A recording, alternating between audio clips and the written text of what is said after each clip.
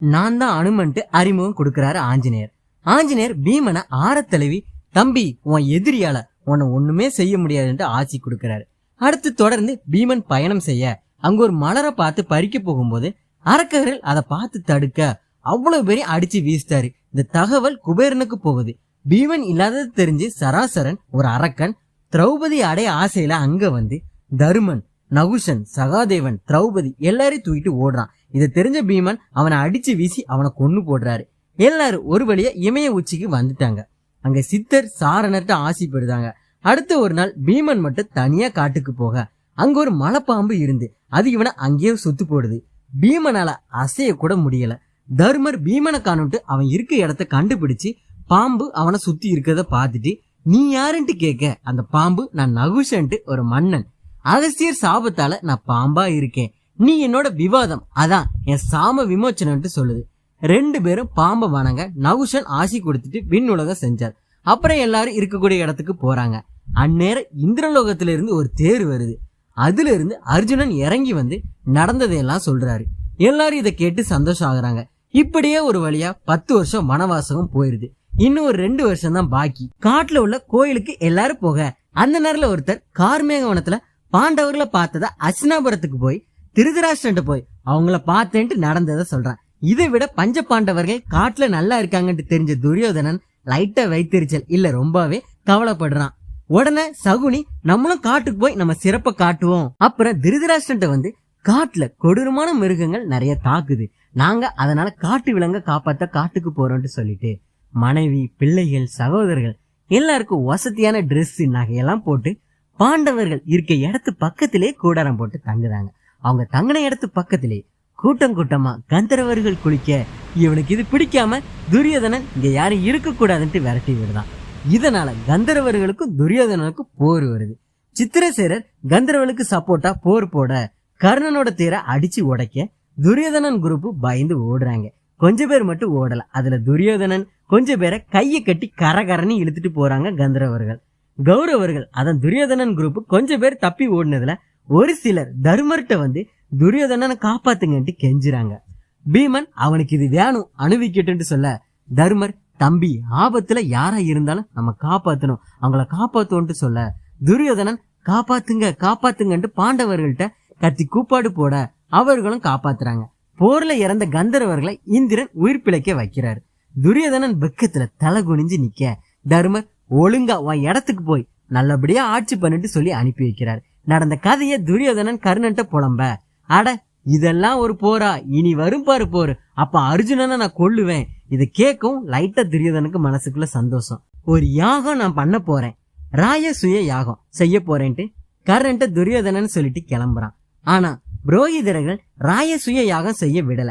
ஏன்னா அந்த யாகம் செஞ்ச தர்மர் இன்னும் உயிரோட இருக்கிறாரு. இந்த யாகம் செஞ்ச ஒருத்தர் உயிரோட இருக்கும்போது வேற யாரும் இத பண்ணக்கூடாது. ஆனா ஒரு பிளான் போட்டு வேல்வேல் வைக்க ரெடி பண்ணி பாண்டவர்களை கூப்பிடுறாங்க. ஆனா அவங்க 13 வருஷம் முடிஞ்ச அப்புறம் தான் வருவோம்.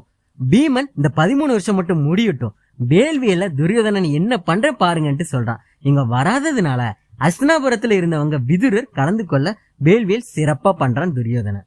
அப்புறம் கர்ணன், நண்பா போர்ல பாண்டவர்கள் எல்லாம் இறந்து போனதுக்கு அப்புறம் நீ ராஜசூய யாகம் நீ பண்ணணும் துரியோதனன்ட்டு சொல்ல, நண்பா அர்ஜுனனை கொல்ற வரைக்கும் நான் மது மாமிசம் தொடவே மாட்டேன், இல்லை என்பவருக்கு இல்லைன்ட்டு கூறையே மண்டேன்ட்டு சத்தியம் பண்றான். இது தர்மர் காதுக்கு போகுது. அவரு கவலைப்படுறாரு. ஏன்னா கவச குண்டலத்தால பிறந்தவன் கர்ணன்.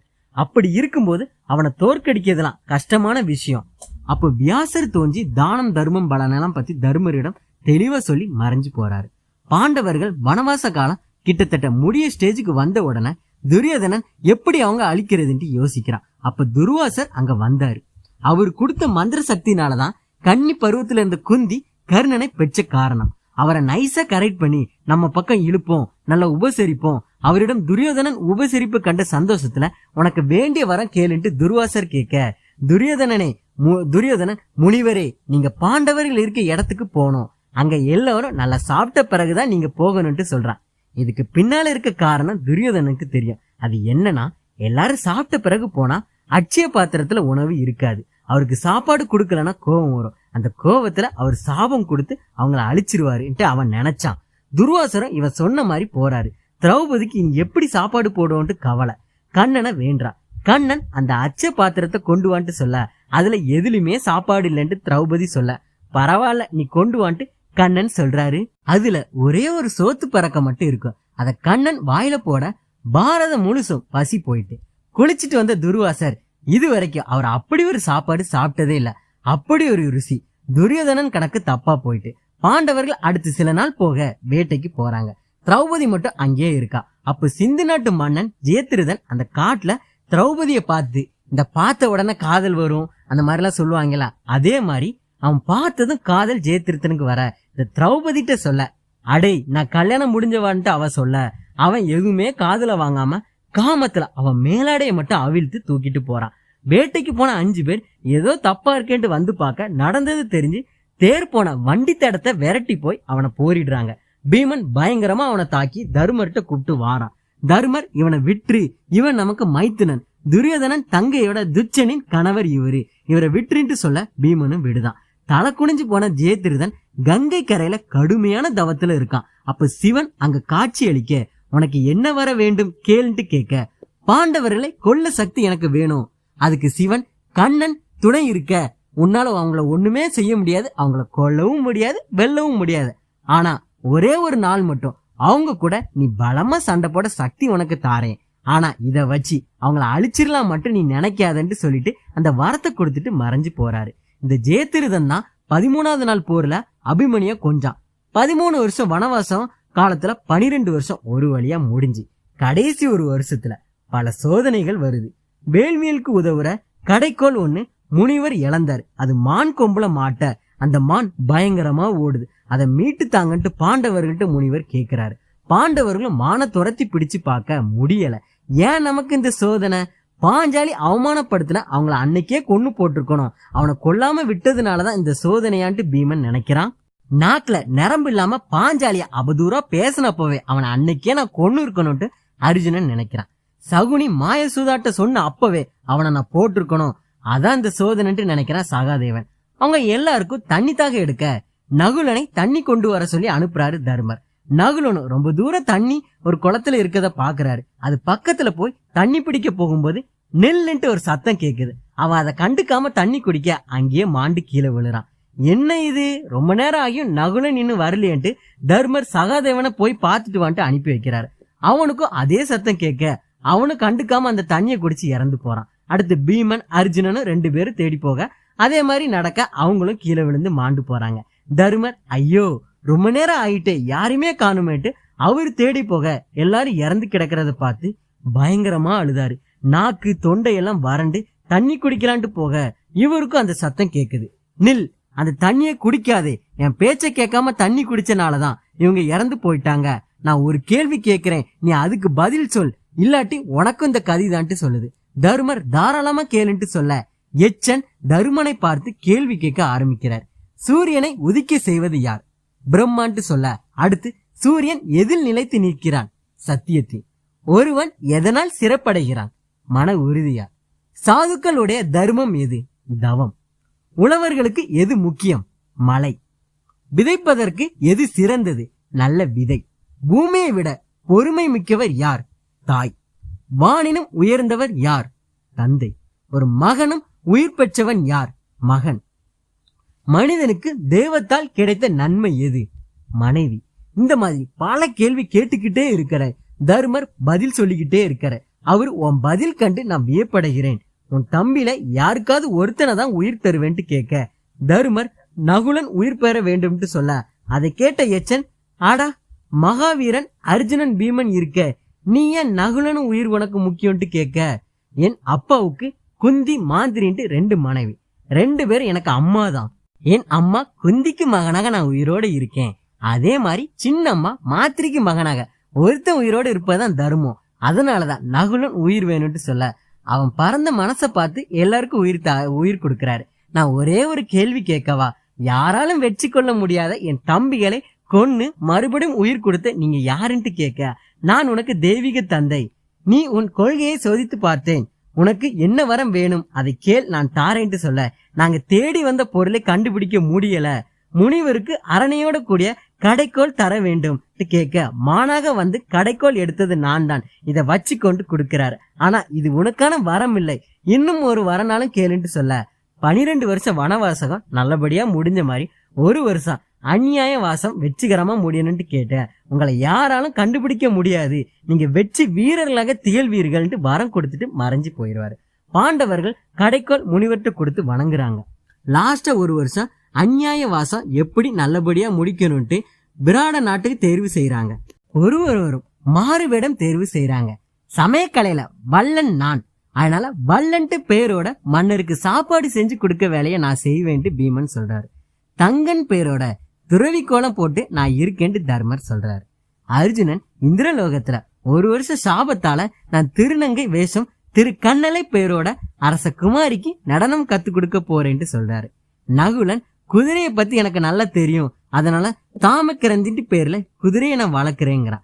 சகாதேவன் தந்திரி பாலன்ட்டு பேர்ல நான் பாத்துக்கிறேன்ட்டு சொல்றான், மாட நான் பாத்துக்கிறேன்ட்டு சொல்றான். திரௌபதி வந்து சைந்தரின்ட்டு பேர்ல மன்னனோட வைஃபு கூட நான் வேலை செய்யறேன்ட்டு திரௌபதி சொல்றாங்க.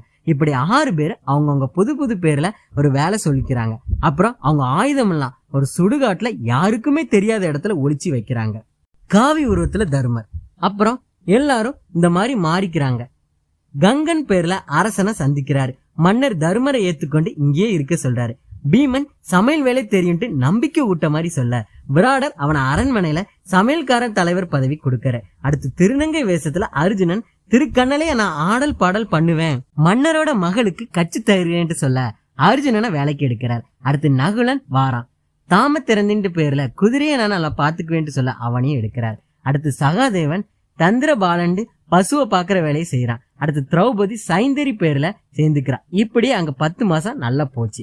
அப்புறம் தான் ஆரம்பிக்குது. அந்த நாட்டு அரசியோட தம்பி கிசகன் ஒரு நாள் அரசிய பார்க்க வரும்போது திரௌபதியாக இருக்கும் சைந்தரிய பார்த்து அவ அழகையும் இச்சைக்கும் ஆசைப்பட்டு அவ கைய பிடிச்சு இழுத்து அணைக்க நேரம் அவ தப்பிச்சு போறா.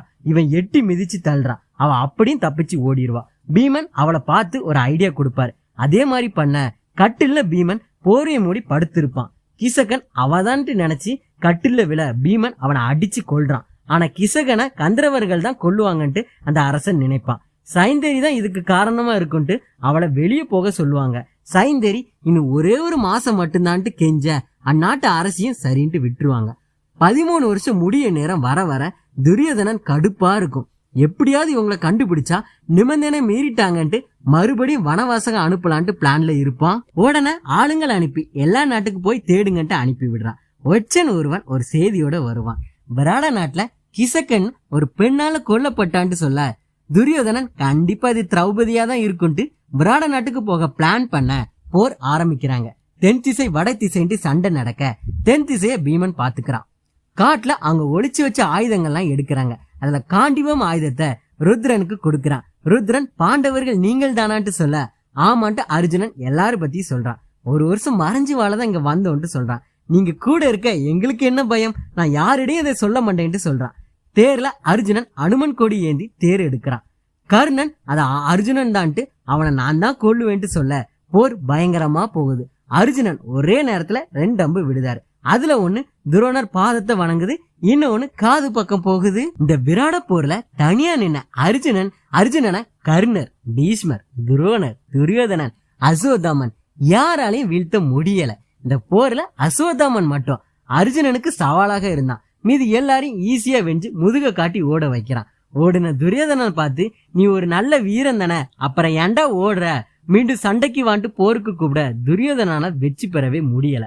அர்ஜுனன் அவ்வளவு பேரையும் மயங்கி விழ வைக்கிறான். வெற்றி வீரனாக சூத்திரனும் ருத்ரனும் அர்ஜுனனும் நகரத்தை நோக்கி வாராங்க. வர வழியில பழைய இடத்திலே ஆயுதங்கள்லாம் ஒழிச்சு வைக்கிறாங்க. மறுபடியும் திருக்கண்ணலை ஆகி போறான்.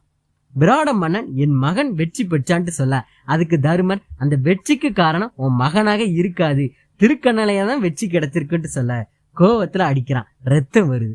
திரௌபதியா இருந்த சைந்தரி அவ புடவைய வச்சு ரத்தத்தை தொடச்சி அதை வச்சு அடிபட்ட இடத்துல கட்டிட்டு அரசனை பார்த்து சொல்றா, இவரு ஒரு மகான், இவரு ரத்தம் பூமியில பட்டா மழை வராது, உனக்கு கெட்ட நேரம் வந்துட்டுன்ட்டு சொல்ல ருத்ரன் உடனே விராட மன்னன்ட்ட உண்மையை சொல்றான். அவரு மன்னிப்பு கேட்டு அர்ஜுனனை பார்த்து மா வீரனே, என் பெண்ணை உனக்கு தர ஆசைப்படுகிறேன்ட்டு சொல்ல இந்த 1 வருஷம் உங்க மகளை என் மகளாதான் நான் நினைச்சேன், அதனால என்னால கல்யாணம் பண்ணிக்க முடியாது, இருந்தாலும் என் மகன் அபிமன்யுக்கு நீங்க திருமணம் செஞ்சு வைக்கன்ட்டு சொல்ல அவரும் சரின்ட்டு சொல்றாரு. துரியோதனன் ஆளு ஒருத்தன் விராட நாட்டுக்கு வந்து ஒப்பந்தம் படி 13 வருஷம் முடியதுக்குள்ள அர்ஜுனனை பார்த்துட்டோம், அதனால மறுபடியும் நீங்க வனவாசகம் போகணும்னு சொல்ல அதுக்கு தருமன் 13 வருஷம் இல்லாம அதுக்கும் அதிகமா 5 மாசத்துக்கு அப்புறம் தான் நாங்க வெளிப்பட்டோம். இந்த கணக்கு துரியோதனுக்கு தெரியாம இருந்தாலும் பீஷ்மருக்கு தெரியும், போயிட்டு வந்துட்டு அனுப்பி வைக்கிறார். வனவாச காலம் முடிஞ்சு நாட்டுல பாதி எங்களுக்கு வேணும்ட்டு சொல்றாரு கண்ணன். இந்த கருத்தெல்லாம் யாரும் ஏற்க முடியாது, சூதாட்டத்துல தோத்த பிறகு நாட்டை திருப்பி தருவது என்ன நியாயம்ட்டு சொல்றாங்க. துரியோதனன் எப்படியும் போர் வந்துருன்ட்டு கிருஷ்ணர் உதவி வேணும்ட்டு துவாரகைக்கு போனான். அங்க அர்ஜுனனும் வந்தான். அப்போ கண்ணன் அங்க உறங்க கிருஷ்ணர் எழுந்து யார முதல்ல பாக்குறாங்களோ அவருக்குதான் கிருஷ்ணர் வரம் கொடுப்பாருன்ட்டு 2 பேரும் காத்திருக்காங்க. அர்ஜுனன் கிருஷ்ணர் காலடியில இருக்கிறான். துரியோதனன் நம்ம ஏன் காலுக்கு கீழே உட்காருன்ட்டு தலை பக்கத்துல இருக்கிறான். கண்முழிச்சு பார்த்த கிருஷ்ணர் முதல்ல அர்ஜுனனை பாக்குறாரு. அர்ஜுனன் கிருஷ்ணர்கிட்ட உதவி கேட்க துரியோதனன் நான் தான் முதல்ல வந்தேன், அதனால எனக்கு தான் அவர் வர தரணும்னு சொல்ல அவரு 2 பேருக்கும் உதவி உண்டு. அதுல 1 ஆயுதம் இல்லாம நான் வேண்டுமா, இல்ல 2வது என்ன தவிர ஆயுதம் ஏந்தி கடுமையான படை வேண்டுமான்ட்டு கேட்க இதுல யாருக்கு என்ன வேணும்ட்டு கேட்க அர்ஜுனன் எனக்கு கண்ணன் மட்டுமே போதும்ட்டு சொல்ல துரியோதனன் அப்பாடா ரொம்ப சந்தோஷம், எனக்கு செகண்ட் சாய்ஸ் ஆயுதம் ஏந்தி கடுமையா படை வேண்டும்ட்டு சொல்ல 2 பேரும் கேட்டதை கொடுக்கிறாரு. 2 பேரும் அங்க இருந்து போறாங்க. பீஷ்மர் பாண்டவர்கள் நாட்டை அவங்ககிட்டயே கொடுத்துரு, இல்லாட்டி போர் வந்தா அவ்வளவு பேரு இறந்து போயிருவோம்ட்டு சொல்ல பீஷ்மரை கர்ணன் பாண்டவருக்கா சப்போர்ட் பண்ற, யுத்தம் வந்தா எதிரி அனைத்து பேரையும் அழிப்பேன் நான், அர்ஜுனனை பெரிய வீரன்ட்டு நினைக்கிறேன், நீங்க போர்ல அர்ஜுனன்ட்ட தோக்கிற வர நான் போர்ல இறங்கியே மண்டேன், அப்புறம் நானே அர்ஜுனனை கொள்வேன் என்றான் கர்ணன். தர்மர் மனம் கேட்காம தூதுக்கு கிருஷ்ணரை அனுப்பி வைக்கிறாரு. போர் வேணான்ட்டு சமாதானமா போகலான்ட்டு தான் தர்மரோட எண்ணம். ஆனா தர்மரை தவிர பாண்டவர்களுக்கு போர் தான் வேணும்ட்டு இருந்தாங்க. கிருஷ்ணர் பீமன் அர்ஜுனனை வென்றால் மட்டும்தான் உண்மையான வெற்றி உனக்கு, ஆனா அவங்கள அழிக்க உன் பக்கம் யாருமே இல்ல, பேசாம பாண்டவர்கள் நாட்டை பாதி கொடுத்துட்டு சந்தோஷமா ஈரான்ட்டு கிருஷ்ணர் சொல்ல துரியோதனன் குண்டூசி அளவு கூட அவங்களுக்கு கிடையாதுன்ட்டு சொல்ல கிருஷ்ணர் உடனே துரியோதனா நீ நிறைய பாவம் பண்ணிட்ட, அவங்கள வற்புறுத்தி சூதாட வச்ச, திரௌபதி சேலைய உரிய பார்த்த, மொத்தமா எல்லாரும் எரிக்கையும் நினைச்ச, பீமனுக்கு விஷம் கொடுத்தா, இப்படி பல பாவம் பண்ணிட்டா, இப்ப சொல்றேன் சமாதானம் விரும்புனா வாழ்வா, இல்லாட்டி போர்ல இறந்து போவான்ட்டு உறுதியா சொல்ல இதை கேட்ட கோவத்துல துரியோதனன் கண்ணனை சிறையில வைக்கணும்ட்டு சொல்ல கண்ணன் விஸ்வரூபம் எடுத்தார். அவர் உடம்புல எல்லா தேவர்கள் காட்சி அளித்தாங்க. சங்கு சக்கரம் கதை வீல் களவேன்ட்டு எல்லா கருவியும் அவர் கரங்கள்ல இருக்கு.